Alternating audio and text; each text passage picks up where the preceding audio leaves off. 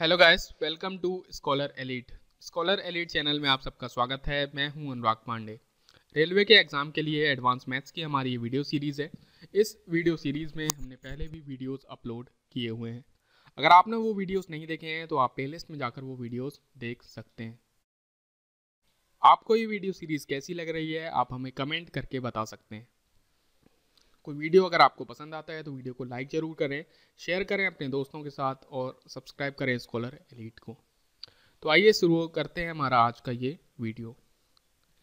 देखिए, सबसे पहला क्वेश्चन हमारा, आपको सिंप्लीफाइड वैल्यू निकालनी है 1 minus 1 divide by 1 plus root two plus 1 divide by 1 minus root two की। तो सबसे पहले हम लिख लेते हैं, हमें दिया क्या हुआ है 1 minus 1 divide by 1 plus root two, और इसमें आपको जोड़ना है 1 divide by 1 minus root two की। देखिए, जब भी आपको सिंप्लीफाइड वैल्यू निकालने के लिए कहा जाता है तो आपको सबसे पहली जो अप्रोच होती है वो ये कि आप डिनोमिनेटर में अगर कोई रूट की वैल्यू है तो आप उसको एलिमिनेट कर दें, क्योंकि ये जो डिनोमिनेटर में रूट की वैल्यू होती है वो आपको एडिशन या सब्सट्रैक्शन में बहुत प्रॉब्लम क्रिएट करती है। इसलिए जो आपको इस रूट को हटाने की ज़रूरत होती है। तो इस रूट को आप कैसे हटा सकते हैं? तो यहाँ पर अगर आप इस क्वेश्चन को ध्यान से देखें तो यहाँ प्लस है 1 प्लस रूट टू और यहाँ हमारे पास है 1 माइनस रूट टू। यानी कि यहाँ पर है a प्लस बी और यहाँ पर है a माइनस बी। तो अगर आप जब इनका एडिशन करेंगे तो आप लेंगे एलसीएम लेंगे तो ये दो फैक्टर आपस में होंगे मल्टीप्लाई, और जब ये आपस में होते हैं मल्टीप्लाई यानी कि a प्लस बी आपका मल्टीप्लाई होता है a माइनस बी के साथ, तो आपका बनता है a square minus B square. b को आपने यहाँ पर रूट टू कंसीडर किया है, तो जब आप b स्क्वायर करेंगे तो वो रूट टू का स्क्वायर होगा और वो बन जाएगा 2। यानी कि आपको इस अप्रोच के साथ इस क्वेश्चन को आगे बढ़ाना है। तो यहाँ पर हम सीधे इस क्वेश्चन को सॉल्व करते हैं।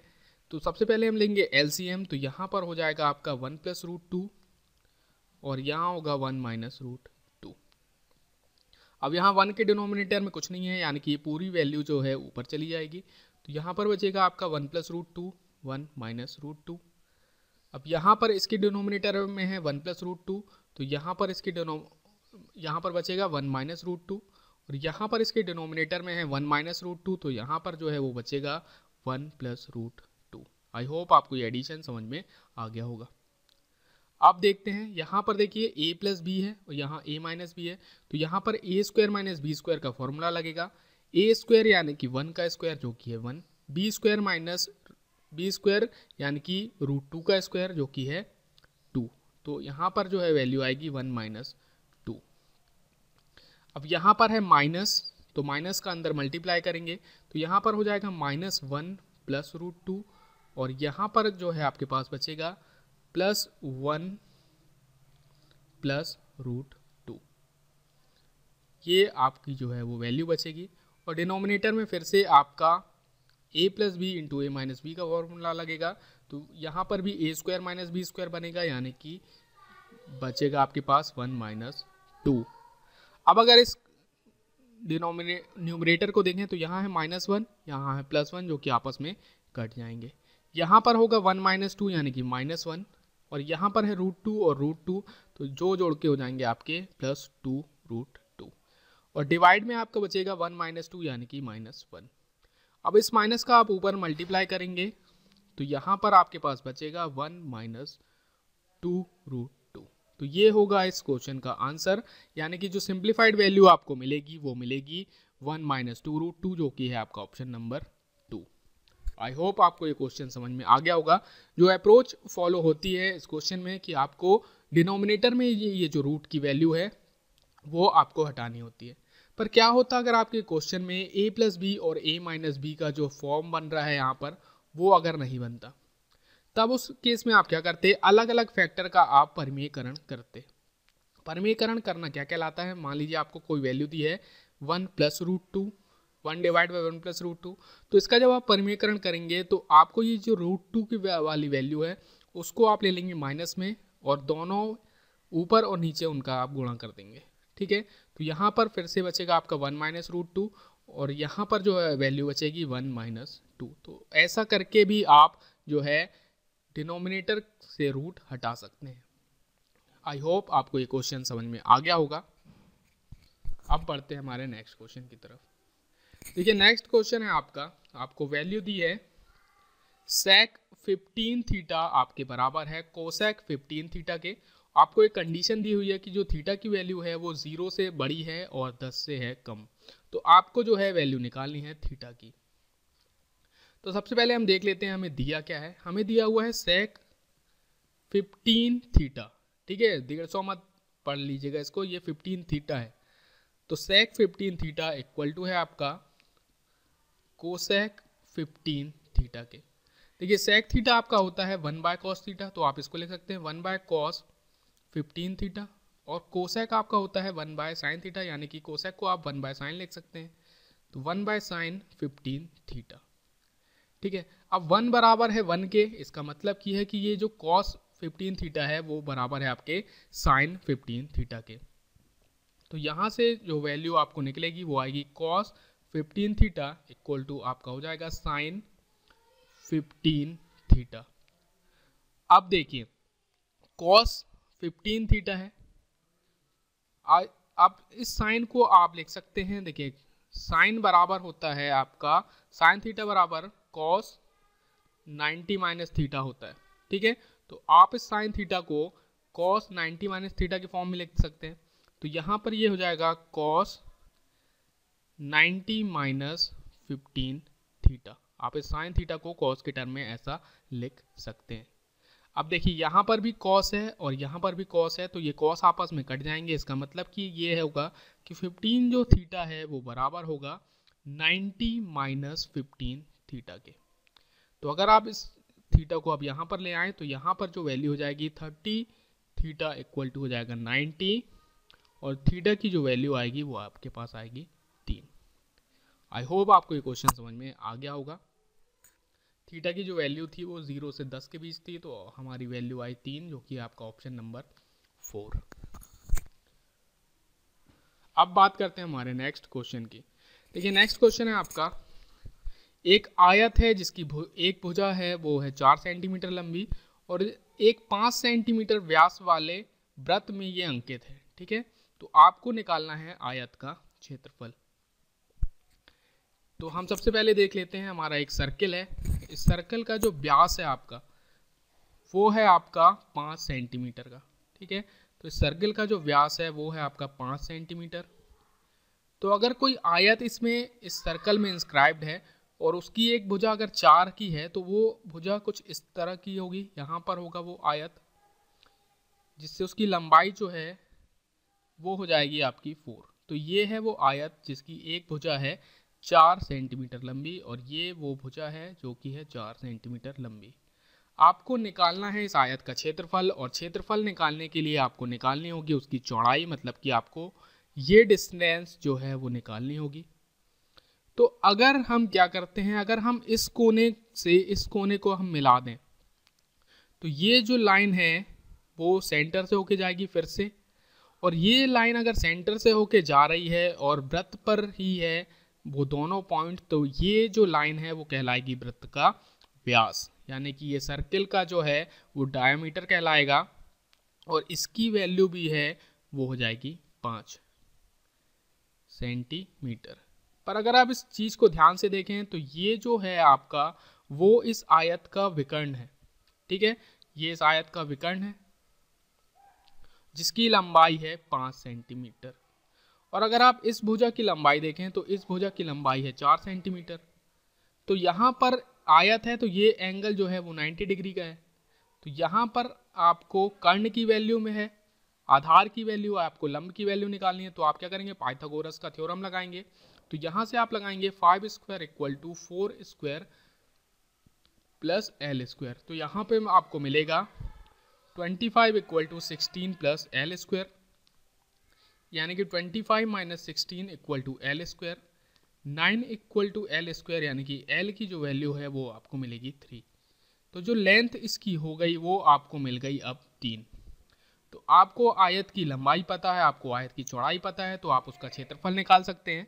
तो जो एरिया ऑफ आएगा आयत का, जो एरिया आएगा आयत का वो आएगा आपका लंबाई गुणित चौड़ाई, यानी कि 4 × 3, यानी कि आपका आएगा 12 सेंटीमीटर स्क्वायर। आई होप आपको ये क्वेश्चन समझ में आ गया होगा। इस क्वेश्चन का जो आंसर है वो है आपका ऑप्शन नंबर 12। एरिया ऑफ जो रेक्टेंगल होता है वो आपका होता है लेंथ इनटू विड्थ। अब बात करते हैं हमारे नेक्स्ट क्वेश्चन की। देखिए नेक्स्ट क्वेश्चन है हमारा, आपको x की वैल्यू दी हुई है वो है आपकी 0.25 स्क्वायर रूट, y की जो वैल्यू है वो है 0.4 का स्क्वायर, और z की जो वैल्यू है वो है आपकी 0.216 का square cube, root cube, sorry 0.216 का रूट क्यूब। तो आपको जो है वैल्यू निकालनी है कि x y z में क्या रिलेशन है। तो सबसे पहले हम देख लेते हैं वैल्यूज हमें क्या क्या दी हुई है। x आपका है 0.25 की पावर 1/2, यानी कि यहाँ पर आपको निकालना है रूट ऑफ 0.25। तो अगर आप 0.25 का रूट निकालेंगे तो वो आपके पास आएगा 0.5, क्योंकि जब आप 0.5 और 0.5 को मल्टीप्लाई करेंगे तो आपको मिलेगा 0.25। y की जो वैल्यू है वो आपको दी हुई है 0.4 का स्क्वायर। तो यहाँ पर अगर आप 0.4 का स्क्वायर करेंगे तो 0.4 इंटू 0.4 करेंगे तो वो आपके पास आएगी वैल्यू 0.16। और z की जो वैल्यू है वो आपको दी हुई है 0.216 का रूट क्यूब, यानी कि ये जो वैल्यू है 0.216 का आपको रूट क्यूब निकालना है, और ये जो वैल्यू होती है वो बराबर होती है आपकी 0.6 के। 0.6 का जो, क्योंकि 6 का क्यूब जो होता है वो होता है आपका 216। तो यहाँ से आपको पता चल गई, आपको तीनों वैल्यूज मिल गई। तो यहाँ से आप देख सकते हैं y जो है वैल्यू वो सबसे छोटी है, y की वैल्यू जो है सबसे छोटी है, उसके बाद जो है वो x की वैल्यू है, और सबसे बड़ी वैल्यू जो है वो है z की। ठीक है, तो यहाँ से जो है आपका जो क्वेश्चन का आंसर होगा वो होगा ऑप्शन नंबर 3, क्योंकि यहाँ पर z है सबसे बड़ा, फिर है x और सबसे छोटी वैल्यू है y। तो इस क्वेश्चन का जो आंसर हो गया वो हो गया आपका ऑप्शन नंबर 3। पर आपके लिए एक क्वेश्चन मैं देना चाहूँगा, आपको जो है वैल्यू निकालनी है 0.4 का रूट आपको बताना है कमेंट करके हमें कि 0.4 का जो रूट होता है वो क्या होता है। इस क्वेश्चन का आंसर हमें जरूर आप कमेंट करके बताएं। अब बात करते हैं हमारे नेक्स्ट क्वेश्चन की। देखिए नेक्स्ट क्वेश्चन है हमारा, AB जो है वो किसी वृत्त का व्यास है जिसका कि केंद्र है आपका O, और वृत्त की जो जीवा है, अगर वो एक जीवा है CD और एंगल BOC की वैल्यू आपको दी है 120 डिग्री, तो एंगल ADC की वैल्यू आपको जो है वो निकालनी है इस क्वेश्चन में। तो सबसे पहले हम देख लेते हैं, हमारे पास एक सर्कल है और सर्कल का जो व्यास है वो है हमारे पास AB। यहाँ पर ये है AB जो है इस सर्कल का है व्यास, और इसका जो केंद्र है वो है आपका O। वृत्त की एक जीवा है, हम मान लेते हैं कोई जीवा है हमारी ये CD। तो CD जो है वृत्त की एक जीवा है, ये हम ले लेते हैं वैल्यू CD की। अब आपको दिया हुआ है एंगल BOC बराबर आपको दिया है 120 डिग्री। तो BOC यानी कि ये जो एंगल जो है वो आपको दिया हुआ है 120 डिग्री, और आपको पूछा है एंगल ADC। ADC यानी कि ये जो एंगल है वो आपको जो है पूछा हुआ है। ठीक है, तो हम देख लेते हैं इस क्वेश्चन को हमें कैसे सॉल्व करना है। देखिए सबसे पहले ये जो एंगल BOC आपको दिया हुआ है 120 है, तो ये जो एंगल है वो आपका हो जाएगा 60 डिग्री, क्योंकि जो एक ही लाइन पर बने हुए जो कोण हैं उनका योग होता है आपका 180। तो अगर ये 120 है तो ये हो जाएगा 60 डिग्री। अब अगर हम इस क्वेश्चन को ध्यान से देखें तो AC चाप है, जो AC चाप है जो वही तो ये कोण अंतरित कर रहा है केंद्र पर, जो कि है आपका 60 डिग्री, और यही AC जो चाप है वो जो है D पर जो है वो एंगल क्रिएट कर रहा है, जो कि है वृत्त की परिधि पर। तो हमने देखा था किसी की एक थ्योरम में कि किसी चाप द्वारा वृत्त के केंद्र पर अंतरित कोण उसी चाप द्वारा परिधि पर अंतरित कोण का दुगना होता है। तो अगर केंद्र पर अंतरित कोण है 60 डिग्री चाप AC द्वारा, तो अगर चाप AC परिधि पर कोण अंतरित करेगा तो वो होगा 60 का आधा यानी कि 30 डिग्री। आई होप आपको ये क्वेश्चन समझ में आ गया है। इस क्वेश्चन का जो आंसर है वो ऑप्शन नंबर 2। जो कॉन्सेप्ट आपको इस क्वेश्चन में ध्यान में रखना है कि चाप द्वारा केंद्र पर अंतरित कोण उसी चाप द्वारा वृत्त की परिधि पर अंतरित कोण का दुगना होता है। अब बात करते हैं हमारे नेक्स्ट क्वेश्चन की। देखिए नेक्स्ट क्वेश्चन है हमारा, आपको वैल्यू दी हुई है x² + y² = 29 और xy = 10 और आपको जो है वैल्यू निकालनी है x + y / x - y। देखिए इस क्वेश्चन को फिर से आप ट्रेडिशनल मेथड से सॉल्व कर सकते हैं बहुत आसानी से, पर फिर से हम यहाँ पर उसको ट्रेडिशनल मेथड से सॉल्व ना करके हम वैल्यू पुट करके इस क्वेश्चन को करेंगे। तो सबसे पहले हम देख लेते हैं हमें वैल्यूज़ क्या क्या दी हुई हैं। तो हमें वैल्यूज़ दी है x² + y² = 29 और x × y = 10। तो सबसे पहले अगर सेकंड कंडीशन की बात करें तो हमारे पास अगर हम वैल्यूज़ की बात करें तो 10 हमें किस किस कंडीशन में मिलेगा। दो अगर संख्याओं का गुणनफल 10 है तो वो आपकी संख्याएं हो सकती हैं, पहले ही तो वो हो सकती है 10 और 1 और दूसरी वो हो सकती है 5 और 2। ठीक है, तो हम मान लेते हैं x = 10 है, y = 1 या फिर x = 5 है और y = है आपका 2। तो अब इस कंडीशन को हम पहली कंडीशन में चेक करते हैं। अगर आपके पास होती वैल्यू 10 और 1 तो 10 का स्क्वायर हो जाता आपका 100, 10 का स्क्वायर करते और आप 1 का स्क्वायर करते तो वो जो वैल्यू आती है आपके पास आती 101, पर जो वैल्यू है आपके पास है 29। तो ये जो 10 और 1 कंडीशन है वो है आपकी गलत। अब हम देखते हैं 5 और 2 रख के। तो 5 और 2 अगर हम रखते हैं तो 5 का जो स्क्वायर है वो आता आपके पास 25 और इसमें आप जोड़ते 2 का स्क्वायर यानी कि आप जोड़ते 4 तो वो वैल्यू आपके पास आती है 29। तो 10 और 1 जो वैल्यू है गलत, पर 5 और 2 जो वैल्यू है वो आपकी दोनों कंडीशन को कर रही है सेटिस्फाई, यानी कि जो x की वैल्यू है वो है 5 और जो y की वैल्यू है वो है 2, या फिर आप इनको चेंज भी कर सकते हैं, x की वैल्यू 2 या y की वैल्यू 5, पर जो वैल्यूज़ हैं आपस में 5 और 2 हैं, ये आपको पता चल गया। तो अब हम देखते हैं हमारे क्वेश्चन का आंसर। तो जो क्वेश्चन का आंसर होगा हमारे वो होगा, देखिए यहाँ पर एक कंडीशन आपको दी हुई है, x की वैल्यू जो है इस क्वेश्चन में अगर आप देखें x की वैल्यू 0 से बड़ी है और y की वैल्यू भी है वो 0 से बड़ी है और x बड़ा है y से, ये कंडीशन आपको दी हुई है। ठीक है, तो यहाँ पर x अगर बड़ा है y से तो x की वैल्यू होगी 5 और y की वैल्यू होगी 2। यही जो कंडीशन होती हैं वो आपकी बहुत इंपॉर्टेंट होती हैं और यही जो कंडीशन होती हैं वो आपके क्वेश्चन का आंसर डिसाइड करती हैं। तो यहाँ से जो x की वैल्यू आपको मिलेगी 5, y की वैल्यू मिलेगी 2, आपको वैल्यू निकालनी है x + y / x - y, यानी कि 5 + 2 / 5 - 2 यानी कि 7/3, जो कि है आपका ऑप्शन नंबर 2। आई होप आपको ये क्वेश्चन समझ में आ गया होगा। अब बात करते हैं हमारे नेक्स्ट क्वेश्चन की। नेक्स्ट क्वेश्चन है हमारा, देखिए इस क्वेश्चन में थोड़ा सा मिस्टेक है यहाँ पर। The ratio of circum radius and inner radius, circum radius और इनर रेडियस का आपको रेशियो निकालना है एक इक्विलेटरल ट्रायंगल यानी कि एक समबाहु त्रिभुज में। तो ये सर्कम रेडियस और इनर रेडियस होती क्या है ये हम सबसे पहले देख लेते हैं। देखिए मान लीजिए आपका ये है आपका एक समबाहु त्रिभुज यानी कि ABC। तो अगर इस सर्कल के इस ट्रायंगल के अंदर जो सर्कल बना होता है उसकी जो रेडियस होती है वो आपकी कहलाती है इनर रेडियस, जो कि है ये। और ये जो इस सर्कल के शीर्ष से इस ट्रायंगल के शीर्ष से होता हुआ जो सर्कल जाता है वो आपका कहलाता है आउटर रेडियस और उसकी जो रेडियस आपकी कहलाती है वो आपकी कहलाती है सर्कम रेडियस, जो कि है ये। तो आपको इस क्वेश्चन में इन्हीं दोनों का रेशियो निकालना है। तो सबसे पहले हम बात करते हैं एक समबाहु त्रिभुज की।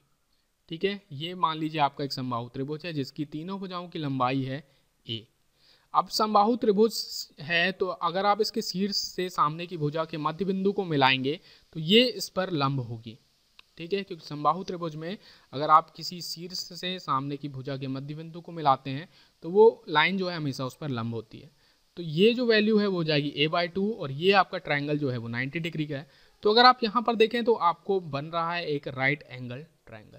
अगर आप इस पे पाइथागोरस प्रमेय लगाएं तो यहाँ से आपको इस चीज़ की वैल्यू मिल जाएगी, यानी कि ये आपको एक h है मान लीजिए इसको, तो h की वैल्यू जो होगी वो होगी, आप रूट लेंगे a square minus a/2 of whole square, तो ये जो होगी वो h की वैल्यू होगी। तो h बराबर होगा आपका a square minus a square by 4, यानी कि h बराबर होगा आपका 3a स्क्वायर बाय 4, यानी कि h बराबर जो होगा वो होगा a√3/2। तो ये जो h है इसकी वैल्यू आ गई आपकी a√3/2, और ये जो h है वो आपकी माध्यिका है इस समबाहु त्रिभुज की, यानी कि जो h है वो इस त्रिभुज की जो है माध्यिका है। और ये जो की पॉइंट है O, ये आपका कहलाता है केंद्रक।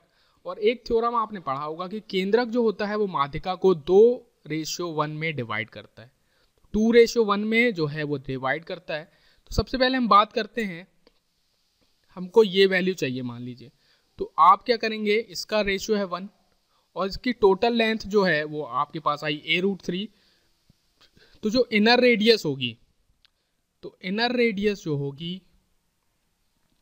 उसको निकालने के लिए हम क्या करेंगे, a√3 डिवाइड बाई 2, और इसका जो रेडियस है उसका जो रेशियो है वो है आपका 1, और टोटल रेशियो जो है 1:2, यानी कि टोटल रेशियो है आपका 3।